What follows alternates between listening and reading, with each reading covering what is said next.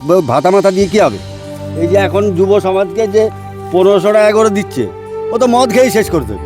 সেই এলাকার লোকজনদের সাথে কথা বলে বুঝছিলাম যে বেকারদের যদি একটা কর্মসংস্থান। সমস্যা বলতে বেকার তো থাকবেই ভাই। নমস্কার, আমি বিবেক বিশ্বাস। রুট টিভি চ্যানেলে আপনাদের স্বাগত জানাই। আমরা এখন আছি রানাঘাট উত্তর পশ্চিম বিধানসভা এলাকায়। সাধারণ মানুষের সাথে কথা বলে দেখছি তারা এই সামনে বিধানসভা নির্বাচনকে কিভাবে দেখছে। এবার মাঠে কি চাষ করেছেন? এই মাঠে ধান আছে, ভেন্ডি আছে, সর্ষে ছিল, ওটা কাটা হয়েছে। ফসলের দাম কি ঠিক মতন পাচ্ছেন? ফসলের দাম ঠিক মতন কই পাচ্ছি? ফসলের চাষিদের কেউ দেখে? চাষিদের কেউ দেখে না। সামনেই তো হচ্ছে বিধানসভা নির্বাচন। এবার নির্বাচনে কে জিতবে বলে আপনার মনে হচ্ছে? এই 15 বছর ধরে যা হলো দিদি করেছে, কিন্তু লাস্ট বাজারে এসে দিদি এইসব অবাস্তব কথাবার্তা, এইগুলো তো মানুষ আর নিচ্ছে না। তাহলে এবার নির্বাচনে কে জিতলে মনে হচ্ছে যে একটু ভালো হবে? বিজেপি আসাটাই ঠিক, কারণ হচ্ছে দীর্ঘদিন একটা দলকে রাখা ঠিক না। নতুন 5 বছর অন্তর অন্তর দল মানে ক্ষমতা পাল্টালে সবাই কাজ করবে। মেন হচ্ছে কি বলতো, মেন হচ্ছে বেকার সমস্যা। শিক্ষিত সমাজ এত অধপতনে চলে গেছে, সে বলার মতন না। বেকার ছেলেরা শিক্ষিত হয়ে, আমার বাড়িতেই দেখো 6টা বিএ পাস ছেলে, একটা ছেলেরও কোনো চাকরি বাকরি নেই। যদি চাকরি বাকরি না হয়, পশ্চিমবঙ্গের নতুন নতুন ইন্ডাস্ট্রি না হলে দেশের কোনোদিন উন্নতি হবে না, বেকার সমস্যার সমাধান হবে না। এই যে কিছুদিন আগে মুখ্যমন্ত্রী বেকার ভাতা চালু করলো, ভাতা মাথা দিয়ে কাজ হবে না। ভাতা মাথা দিয়ে কী হবে? এই যে এখন যুব সমাজকে যে 1500 টাকা করে দিচ্ছে, ও তো মদ খেয়েই শেষ করে দেবে। তো ওই টাকা দিয়ে কী হবে? ওদের সংসার চলবে?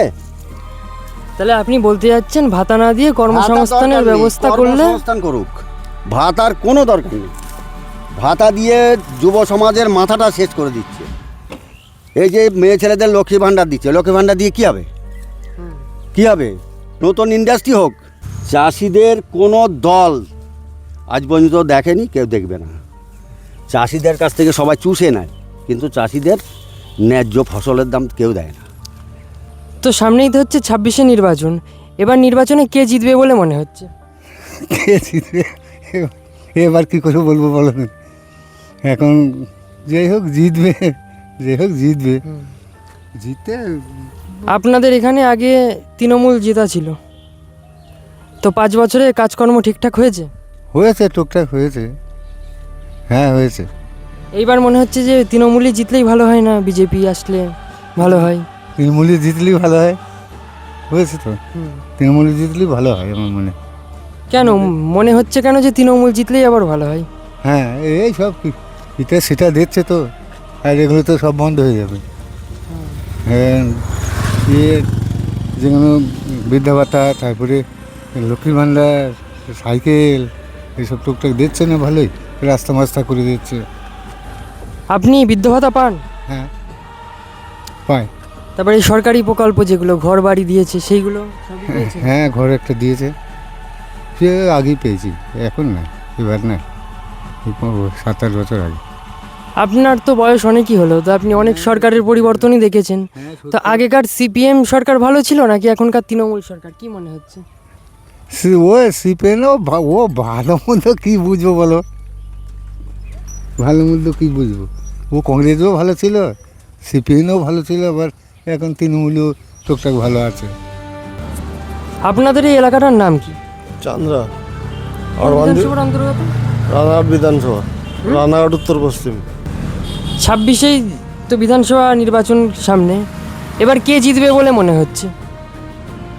এখন হাওয়া তো দেখছি বিজেপির, কাজ তো করেছে সব তৃণমূলেই। এখন বোঝা যাচ্ছে না কি হবে না হবে, সেটা উপরওয়ালার ইচ্ছা।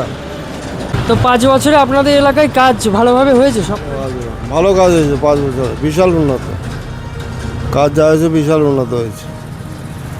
তৃণমূলে ভালো আমাদের জন্য, তৃণমূলই ভালো। তৃণমূলে ভালো। এলাকার লোকজনদের সাথে কথা বলে বুঝছিলাম যে বেকারদের যদি একটা কর্মসংস্থান। সমস্যা বলতে বেকার তো থাকবেই ভাই, বেকার আছেই, আরও থাকবে, এরা চলতে আছে আর কি। যে এদিকে সিপিএম এর অবস্থাটা কেমন? সিপিএম এখন খুঁজে পাওয়া যাবে না। সিপিএম এর এখন পায়ের তলা মাটি নেই, ও খুঁজে পাওয়া যাবে না, দূরবীন লাগিয়ে দেখতে হবে। সিপিএম সরকারকেও দেখেছেন, তৃণমূল সরকারকেও দেখছেন, তো কোন সরকার ভালো বলে মনে হচ্ছে? তৃণমূল তো বেটার, 100% ভালো।